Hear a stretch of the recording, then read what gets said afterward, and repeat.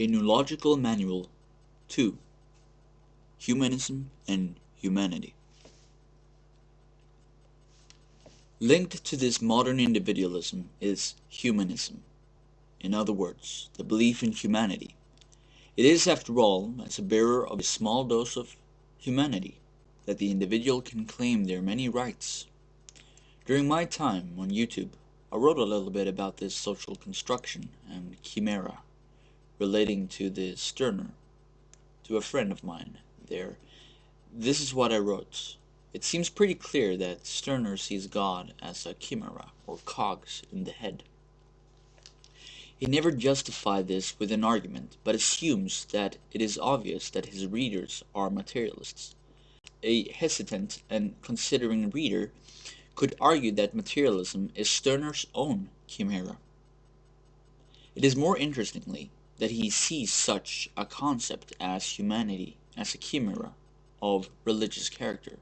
In fact, he viewed them as more demanding than the old religions. This means that even liberals, conservatives, and communists are religious or obsessed, according to Stirner. It is here he will be most useful for us today, for he helps us to identify the brain ghosts or the chimera behind mass immigration and radical feminism, instead of, let's say, I-feminism, as just types of religions. For humanity has in the liberal ideology replaced God, and is an abstract essence that controls everything from our immigration policy to our social policies. Concrete humans' well-being is often quite uninteresting for those who serve the abstraction humanity. He also reminds us that a person can be free, legally speaking, but it does not help much if he still carries with him his slave master within his mind. Stirner, however, goes further than that.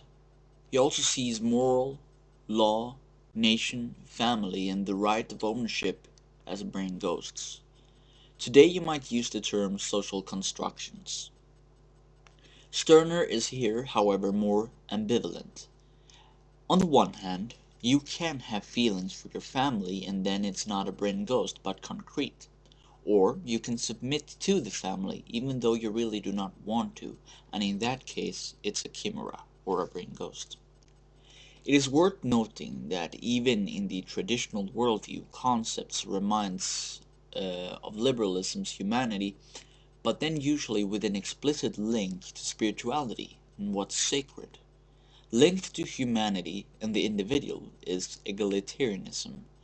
In other words, equality ideology that dominates our society. Criticism of this and enhancement of the right to difference as an alternative should be well known by now. Otherwise recommended Nietzsche, the Benoist, and Stirner.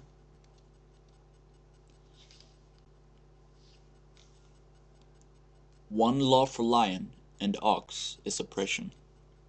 Blake. Dualism and moralism. The modern era is characterized not least of the dualistic way thinking, the dualistic mindset. Things are either good or evil, and if it's evil, it's going to have to be fought, the axis of evil, etc. This is a thinking that is alien to both traditional paganism and modern philosophy. The pagan thinking instead felt that there were several different divisions such as beauty and ugliness, strong and the weak, etc. We recognize that with, for an example, Carl Schmitt, who distinguishes between the political distinction friend and enemy and the moral distinction good and evil. To get beyond the dualistic thinking would be of significant importance in order to see reality more as it really is. Only the Sith think in absolutes, so to speak, for you to use a modern example, although our contemporaries are more conformed, apathetic than Sith lords. Linked to duality is moralism, which identifies a large number of documents, symbols, words, and so forth as in themselves being evil. The idea of this is not that one go about and show off these behaviors, but to recognize that it depends on who does it, why, and in what mood, in what context. Oftentimes, however, there are good reasons as to why they've been labeled and described as evil and banned by various characters. One can, for example, take the use of drugs.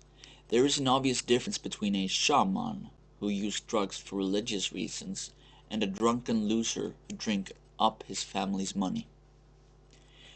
Despite this, it may have been the case that it's historically been proven to be risky to allow the individual himself or herself to decide which category he or she belongs to, that many communities have chosen to ban them altogether.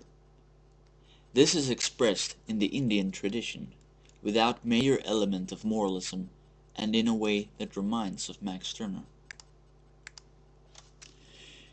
You can actually do what you want, but certain behaviors lead to the society protecting itself by punishing or destroying you. It is worth pointing out that this perspective does not mean that one recklessly hangs to his petty selfishness or to the end justifies the means. The action defines who you are, and some actions turns one more or less immediately to an Untermensch. This is a part of the meaning behind the Nordic honor concept. Different philosophies fit different types of people, and if one happened to be an Untermensch, moralism may be a necessity in order to obtain a happy life, not destroy its surroundings to the point that it is forced to intervene. To ride, shoot straight, and speak the truth is a Indo-Iranian proverb in new interpretation. Essential nominalistic thinking. A problem in our thinking is its essentialism and leaning to nominalism. We gladly consider that things and peoples are different things, unchangeable labels that apparently clearly tells us all about them. He is a Nazi. Christianity is Jewish. The man is of course a animal who likes to give its surroundings names, but it can become a handicap. A degree of essential thinking is often necessary, but it becomes a handicap when you do not realize that it is just a tool, and when you lack a dialectic thinking. Phenomena are constantly changing, affecting each other, and can often turn into its opposite. Radical thinking can solidify and become a harmful empty shell, and positive things can come from the most adverse circumstances. This is the difference between a subversive political thinking and a primitive religious. As an example of this pitfall are those individuals who think that Christianity is Jewish without analyzing the very different forms of Christianity that has existed and exist historically, and how these have been influenced and affected by Indo-European thoughts. One might also mention the conservatives who still vote for Christian Democrats or the Conservative Party here in Sweden, without realizing that they are no longer what they once were and call themselves. In short, the nominalistic thinking clearly becomes a handicap when it lacks a historical dimension. Deleuze thought of Nietzsche in a critique of this, according to Deleuze's interpretation. We often believe that politics is about parties, who, like bodies, meet on a pool table. This is certainly a useful approach to take to heart, but it must be supplemented.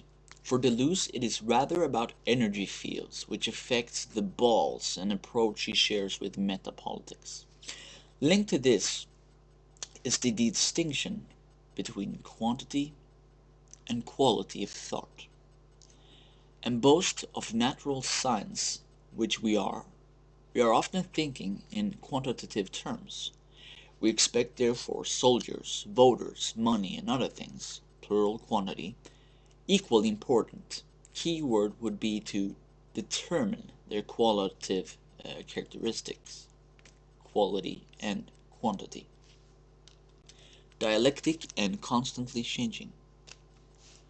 Central here should be that one is able to identify that in life, which is constantly changing, Here you'll have a benefit of dialectic thinking, which involves the use of the term thesis, antithesis, synthesis, but also to recognize that changes often grow in obscurity before they suddenly take a revolutionary form. Marx used the parable to describe the class conflicts. It can also be used on everything from ethnic conflict to the anti-modern mood growth.